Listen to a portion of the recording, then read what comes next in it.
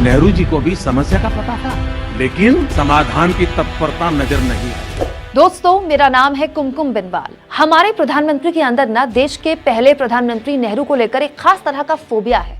अभी कुछ दिन पहले संसद में प्रधानमंत्री ने कहा था कि नेहरू इतने महान हैं तो गांधी परिवार नेहरू का नाम क्यों नहीं इस्तेमाल करता है, नाम के आगे नेहरू क्यों नहीं लगाता।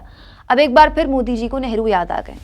अपने एक कार्यक्रम में स्वच्छ भारत अभियान के तहत उनकी सरकार ने कितना काम किया है, ग्रामीण भारत में कितने टॉयलेट्स बन गए, इस पर नेहरू को कोट करते हुए पीएम मोदी ने कहा, क्या कहा वो सुनिए, क्योंकि ये बात उनके मंत्री पीयूष गोयल ने ट्वीट की है। ये ट्वीट सुनिए, उसके बाद मैं आपको पूरी कहानी बताती हूँ। साथियों, कभी नेहरू जी ने कहा था कि जिस दिन हर भारतीय के पास टॉयलेट की सुविधा होगी, उस दिन हम जान जाएंगे कि देश विकास की एक नई ऊंचाई पर है। मतलब नेहरू जी को भी समस्या का पता था, लेकिन समाधान की तत्परता नजर नहीं आई। तो पीएम के हिसाब से देश में शौचालयों को लेकर नेहरू को समस्या का तो पता था, लेकिन समाधान की तत्परता नहीं थी।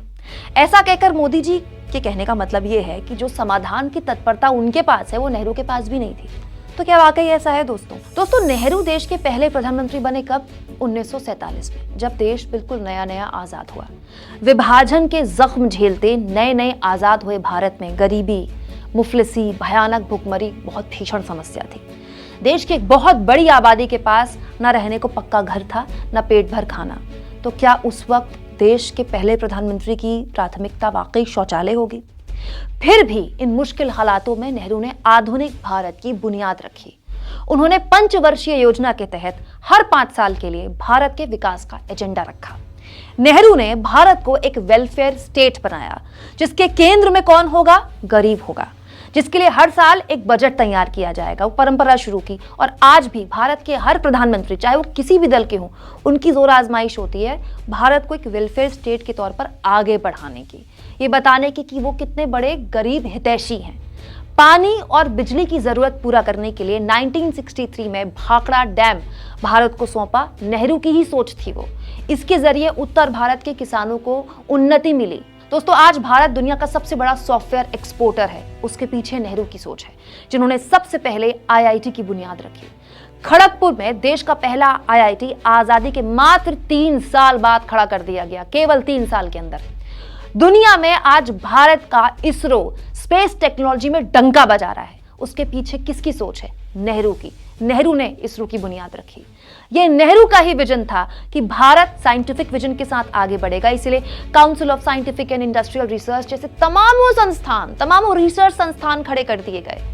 नेहरू चाहते तो दुनिया के आगे आराम से कह सकते थे कि भाई भारत अभी चुनावों के लिए तैयार नहीं है, लोकतंत्र के लिए तैयार नहीं है, हमें थोड़ा वक्त चाहिए। लेकिन उन्होंने फिर भी निष्पक्ष चुनाव न केवल कराए बल्कि चुनाव आयोग की नींव रखी। दोस्तों, वो नेहरू की ही लीडरशिप थी जिसमें तय हुआ कि देश किसी भी तानाशाही नहीं, लोकशाही से चलेगा। हर 5 साल में देश की जनता सरकार चुनेगी और वो नेहरू का ही विजन था, वो नेहरू की ही लीडरशिप थी, जिसकी वजह से देश के हर नागरिक को दुनिया का सबसे उन्नत संविधान दिया गया।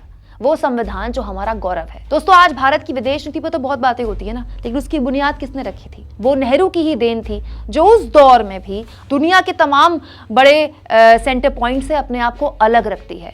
और उस वक्त भी नेहरू इंटरनेशनल पॉलिटिक्स में बड़े चेहरों में शुमार थे। मतलब उस वक्त भी इंटरनेशनल पॉलिटिक्स पर नेहरू कुछ बोलते थे तो लोग सुनते थे। नेहरू भगवान नहीं थे दोस्तों, गलतियां उनसे भी हुई और उनकी गलतियां भी इतिहास में दर्ज हैं, जो याद की जाती हैं। लेकिन यह कह देना कि उनमें तत्परता की कमी थी, कितना सही होगा? ज्यादा नहीं दोस्तों, मेरा आपसे बस एक पर्सनल एडवाइस है। अगर आप नेहरू को ज्यादा समझना चाहते हैं, थोड़ा बहुत जानना चाहते हैं कि नेहरू क्या थे, तो उनकी लिखी हुई किताब है डिस्कवरी ऑफ इंडिया, भारत एक खोज, हिंदी और अंग्रेजी में उपलब्ध है आसानी से। उसको ऑर्डर कीजिए और पढ़िए, तब आपको समझ में आएगा कि नेहरू की आलोचना करना तो आसान है, लेकिन नेहरू बनना कितना मुश्किल है। आप इस मुद्दे पर क्या सोचते हैं? कमेंट बॉक्स पर जरूर लिखें। चैनल को ज्वाइन भी करें और सब्सक्राइब भी।